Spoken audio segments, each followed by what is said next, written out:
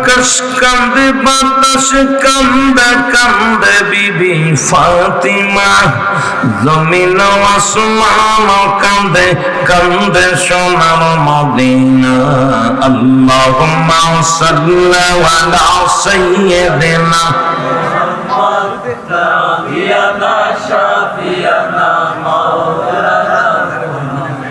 এই দুনিয়ার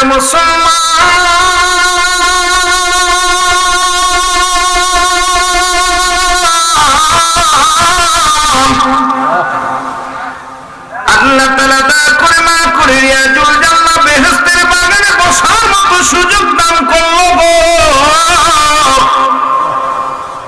আল্লাহ দরবারে শুকরিয়া আদায় করি, উচ্চ কণ্ঠে আওয়াজ দিয়ে বলেন আলহামদুলিল্লাহ। বাবা আল্লাহর ওলিদের মজলিস, কিছু কথা আল্লাহর ওলিদের কথা বলে আমি আলোচনা শুরু করব।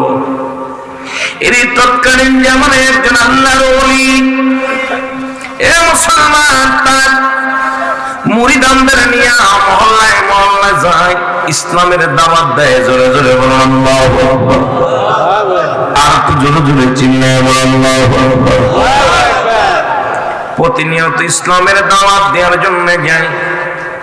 দাওয়াত খানা পিনা, খানা এবং পানি লইয়া এক একটা মহল্লায় দাওয়াতের জন্য যায়। কিসের দাওয়াত? লা ইলাহা ইল্লাল্লাহু মুহাম্মাদুর রাসূলুল্লাহ সাল্লাল্লাহু আলাইহি ওয়াসাল্লাম। আল্লাহর ওলি একদিন ডাকতে বলে,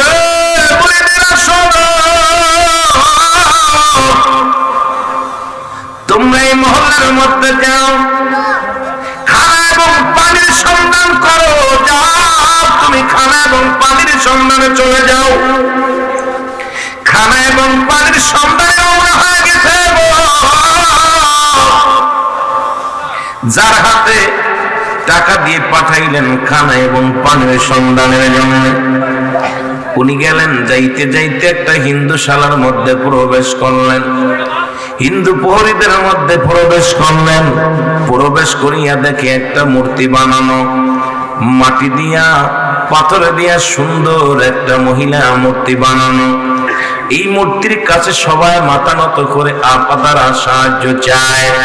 এই মূর্তির কাছে সবাই প্রার্থনা করে, অথচ আল্লাহ বলেন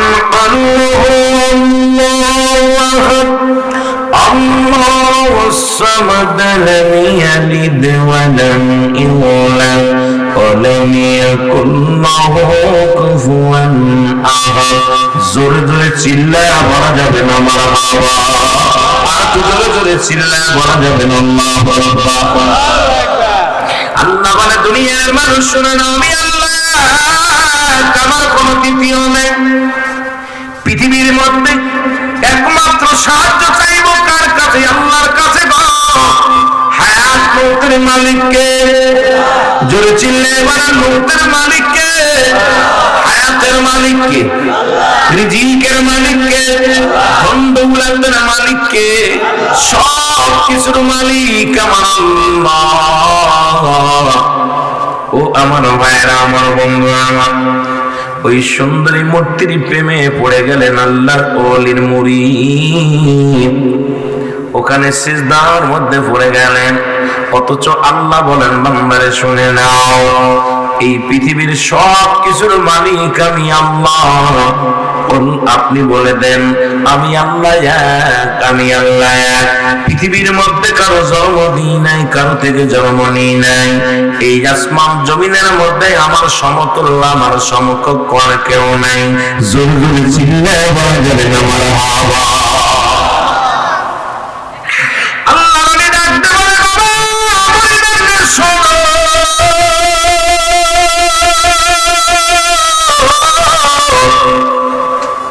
আমার মুরিদকে আমি পাঠাইলাম খানা পানি আনার জন্য, খাবার এবং পানি আনার জন্য। সন্ধ্যা লেগে গেল, মুরিদ কেন আসে না? খবর নাও। খবর নিয়ে যায়, দেখে রে হিন্দুদের মূর্তির পায়ের ঘরে সিজদায় লুটিয়ে পড়ে কান্দে।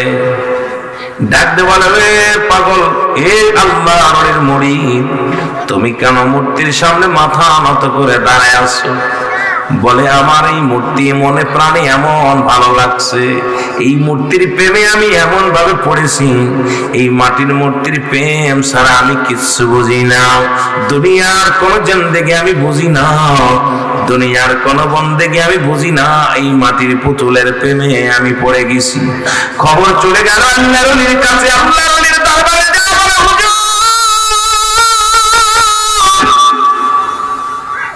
আপনার মুরিদ মাটির মূর্তির প্রেমে পড়িয়া এমন আশিক হইয়া গিয়েছে,